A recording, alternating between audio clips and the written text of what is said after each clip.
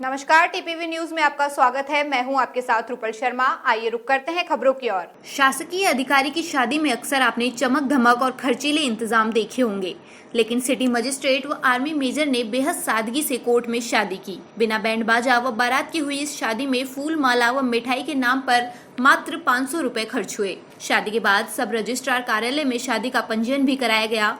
इस शादी के दौरान दुल्हा दुल्हन के परिजन व स्टाफ कर्मी शामिल हुए। मूल रूप से भोपाल की रहने वाली धार सिटी मजिस्ट्रेट शिवांगी जोशी का रिश्ता परिजनों ने भोपाल में ही रहने वाले व वर्तमान में लद्दाख में पदस्थ आर्मी मेजर अनिकेत चतुर्वेदी के साथ तय किया था। दोनों फिलहाल अधिकारी हैं। कोरोना के चलते शादी 2 साल से टल रही थी। इसके बाद दोनों ने परिजनों की सहमति से समाज में एक संदेश देने का भी निर्णय लिया। उज्जैन के चिंतामन इच्छामन सिद्धि विनायक गणेश जी की 3 ऐसी प्रतिमा है जहां पर सभी कार्य शुभ होते हैं। तीनों ही प्रतिमाओं का अलग महत्व है। यहां की मान्यता के कारण यहां पर भक्तों का आना जाना लगा रहता है। खासकर बुधवार के दिन गणेश जी का काफी महत्व यहां देखने को मिलता है। आसपास के क्षेत्र के और अन्य शहरों से भी लोग यहां दर्शन के लिए आते हैं। यहां ऐसा माना जाता है कि जिनकी नई शादियां होती है वह यहाँ विशेष दर्शन करने जरूर आए।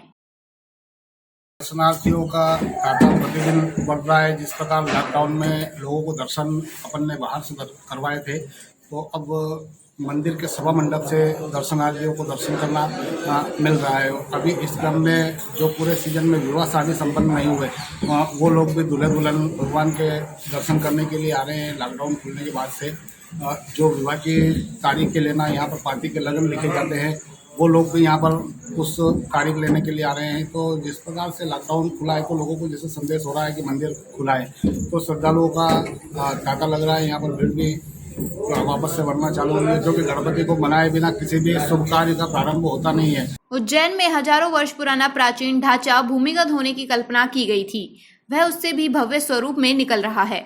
परमहंस डॉक्टर अवधेशपुरी महाराज द्वारा महाकाल मंदिर का परिसर में हो रहे निर्माण कार्य में प्राचीन राजा विक्रमादित्य के समय की बहुत पुरानी धरोहर निकली है। अवधेशपुरी का मानना है कि आगे भी हमारी पुरानी संस्कृति से जुड़ी बहुत सी धरोहर यहाँ निकल सकती है।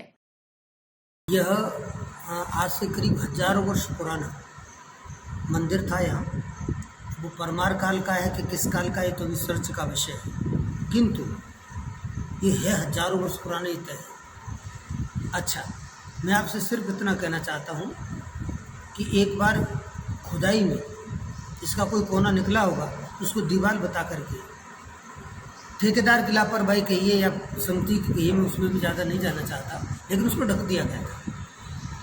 फिर हमको पता चला तो हमने उसको दोबारा से खोदवाया। हमने कहा इसको खोदो और निश्चित रूप से यहाँ कोई बड़ा ढांचा हो सकता है। और मुझे बहुत प्रसन्नता है कि वो बड़ा ढांचा आज निकल रहा है। और केवल मंदिर का ढांचा ही नहीं निकल रहा है, उसके आसपास एक बहुत ही विशाल एक परिक्रमा पथ भी निकल रहा है।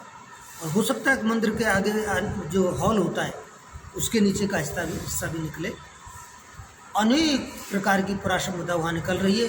रतलाम में कोरोना टीकाकरण अभियान के अंतर्गत कलेक्टर के निर्देशन में रतलाम शहर में टीकाकरण के लिए विभिन्न स्थानों का निर्धारण किया गया है। रतलाम शहर में प्रथम डोज के लिए 13 सत्र स्थल निर्धारित किए गए हैं, जबकि सेकंड डोज के लिए 5 सत्र स्थल निर्धारित हुए। रतलाम शहर एसडीएम अभिषेक गहलोत ने बताया कि रतलाम नगर निगम क्षेत्र के अंतर्गत मतदान केंद्र में वार टीकाकरण किया जाएगा। इसके लिए जिस मतदान केंद्र पर मतदाता का नाम है, वह उसी मतदान केंद्र क्रमांक के लिए निर्धारित सेंटर पर पहुंचकर टीका लगवाएंगे।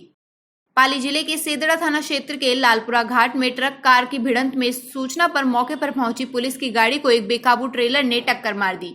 इस हादसे में सेदड़ा थाने के हेड कांस्टेबल और पास खड़े ट्रक के 2 चालकों की मौत हो गई। पुलिस की जीप सहित 4 वाहन क्षतिग्रस्त हो गए। शव को अस्पताल की मोर्चरी में रखवाया गया। सेंद्रा थाना अधिकारी मनोज सामरिया ने बताया कि देर रात एक ट्रक व कार की भिड़ंत हो गई। इस पर मौके पर पहुंचे पुलिसकर्मी हाईवे किनारे खड़े होकर कार्रवाई कर रहे थे। इस दौरान ब्यावर की ओर से एक बेकाबू ट्रेलर ने सड़क पर यातायात सुचारू करवा रहे हेड कांस्टेबल रोहिताश मीणा व उसके पास खड़े ट्रक के 2 चालकों को कुचल दिया। इससे तीनों की मौके पर ही मौत हो गई। इस दौरान पुलिस की जीप के पास खड़े अन्य पुलिसकर्मी ने कूदकर अपनी जान बचाई। मृतक दोनों ट्रक चालकों की पहचान अभी नहीं हो पाई है। पुलिस देर रात तक उनकी शिनाख्त के प्रयास कर रही थी।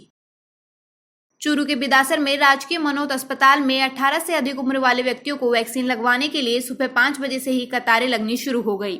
लेकिन लाइनों में लगे लोगों ने वैक्सीनेशन केंद्र पर अव्यवस्था का आरोप लगाते हुए कहा कि सुबह 5 बजे आकर लाइन में खड़े लोगों का नंबर नहीं आया, वो जो बाद में व्यक्ति आए हैं उन्हें टोकन मिल गया। यह वितरण करने वालों की धांधली है। इस दौरान भाजपा युवा नेता महेंद्र सिंह ने कहा कि टोकन वितरण में पुलिस की कोई भूमिका नहीं है। फिर भी चिकित्सा विभाग में कार्यरत कर्मचारियों ने पुलिस विभाग के 2 पुरुष व 1 महिला कर्मचारी को बुलाकर वैक्सीन के लिए आए हुए लोगों में भय व्याप्त करके पुलिस विभाग का महत्वपूर्ण समय बर्बाद किया है।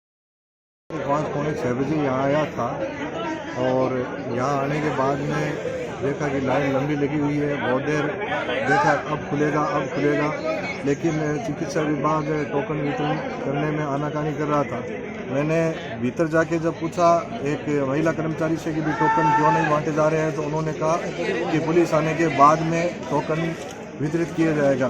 तो मैं पूछना चाहता हूं चिकित्सा विभाग से और राजस्थान सरकार के चिकित्सा मंत्री श्री रघु शर्मा से कि यहाँ का चिकित्सा विभाग टोकन वितरण करने के लिए भी पुलिस की जरूरत समझता है। क्या विधानसभा की जनता कोई अपराधी है या कोई आतंकवादी है? चिकित्सा विभाग ये जो पुलिस का समय बर्बाद कर रहा है टोकन वितरण करने में। देवली कला में आत्म प्रकाश चौहान के नेतृत्व में शिष्टमंडल द्वारा राजस्थान सरकार जयपुर में मिलकर सोजत विधानसभा क्षेत्र की आमजन समस्याओं को दूर करने की मांग की गई। इस दौरान कहा गया कि नई कॉलोनियों में पेयजल आपूर्ति करने हेतु पाइपलाइन बिछाई जाए व सभी मार्गों में सीसी सड़क निर्माण करवाया जाए। ग्राम पंचायत क्षेत्र में स्टेडियम का निर्माण करवाने की भी मांग की जा रही है। दिल्ली से आई क्राइम ब्रांच की टीम ने भारत पाक सीमा से सटे पोखरण क्षेत्र में जासूसी के संदेह में एक व्यक्ति को डिटेन किया व पूछताछ के बाद अपने साथ संदिग्ध को दिल्ली लेकर गए। जानकारी के अनुसार डिटेन किया गया कि संदिग्ध राजस्थान के बीकानेर जिले का मूल निवासी है और पिछले कई वर्षों से वह पोखरण क्षेत्र में रह रहा था। कथित तौर पर संदिग्ध का नाम हबीब खान बताया जा रहा है और वह भारतीय सेना में कॉन्ट्रैक्टर के रूप में कई वर्षों से कार्य कर रहा है। फिलहाल इसके पास आर्मी एरिया में सब्जी सप्लाई करने का ठेका है। इसके साथ ही वर्तमान में पोखरण क्षेत्र में संचालित इंदिरा रसोई में सब्जी सप्लाई का ठेका उसी के पास होना बताया जा रहा है। दिल्ली क्राइम ब्रांच संदिग्ध पर पिछले कुछ समय से नजर रखी जा रही थी, जिस पर दिल्ली पुलिस की क्राइम ब्रांच ने पोखरण पहुंचकर संदिग्ध हबीब खान को हिरासत में ले लिया। गुप्त रूप से हुई इस कार्रवाई के बारे में स्थानीय पुलिस को भी बाद में जानकारी दी गई। संदिग्ध को डिटेन करके बाद में पूछताछ की गई और एरिया वेरिफिकेशन भी कराकर संदिग्ध को टीम दिल्ली ले गई है। झालावाड़ जिला कलेक्टर के ओएस का एटीएम बदलकर उनके बैंक अकाउंट से 2,54,000 रुपए निकालने का मामला सामने आया है। जब ओएस ने अपना बैंक स्टेटमेंट देखा तो उन्हें ठगी का पता चलने पर कोतवाली थाने में मामला दर्ज करवाया। ओएस ईश्वर लाल मोबिया ने बताया कि उनका एसबीआई बैंक में अकाउंट है। वो जिला कलेक्ट्रेट में स्थित एसबीआई बैंक के एटीएम से 2 बार में 5-5 हजार रुपए निकाले गए हैं। उस समय एटीएम में मौजूद एक अन्य व्यक्ति ने मदद करने के बहाने ओएस का एटीएम कार्ड बदलकर अलग अलग जगहों से 2,54,353 रुपए निकाल लिए। पीड़ित ओएस ने बताया कि इस दौरान बैंक की तरफ से उन्हें कोई भी ओटीपी या मैसेज नहीं आया, जिसकी वजह से उन्हें को मालूम नहीं चल पाया। जब 14 जुलाई को उन्होंने अपना बैंक स्टेटमेंट देखा तो उन्हें ठगी का पता चला, तो वह कोतवाली थाने पहुंचे और मामला दर्ज कर जाँच शुरू करवाई। जयपुर के राजस्थान यूनिवर्सिटी में अखिल भारतीय विद्यार्थी परिषद की ओर से अनुसूचित जाति व जनजाति के लोगों पर हो रहे अत्याचार, झालरापाटन में हुए कृष्ण वाल्मीकि हत्याकांड के आरोपियों को कड़ी सजा दिलाने और भर्तियों को लेकर कॉलेज परिसर में सरकार के खिलाफ जमकर नारेबाजी की गई। इस दौरान एबीवीपी के कार्यकर्ता बाहर आने की कोशिश करने लगे तो पुलिस ने एहतियात के तौर पर यूनिवर्सिटी के आने और जाने वाले दोनों गेट बंद कर दिए। जानकारी के अनुसार एबीवीपी के कार्यकर्ता सड़क पर आकर हंगामा करना चाह रहे थे, लेकिन गेट बंद करने से छात्र आक्रोशित हो गए। उन्होंने गेट पर चढ़कर सरकार के खिलाफ जमकर नारेबाजी की और कांग्रेस सरकार को युवा विरोधी बताया। एबीवीपी के प्रदेश महामंत्री होशियार मीणा ने बताया कि राजस्थान में आदिवासियों पर लगातार अत्याचार बढ़ रहे हैं, उनका धर्मांतरण कराया जा रहा है। इसी को लेकर राज्य सरकार का विरोध किया जा रहा है। एबीवीपी की ओर से राज्य सरकार की चेतावनी भी दी गई कि यदि उनकी मांगों को लेकर राज्य सरकार ने कोई कार्रवाई नहीं की तो संगठन की ओर से एक बड़ा आंदोलन किया जाएगा। बुलेटिन में फिलहाल इतना ही। देखते रहिए द पीपल वॉइस।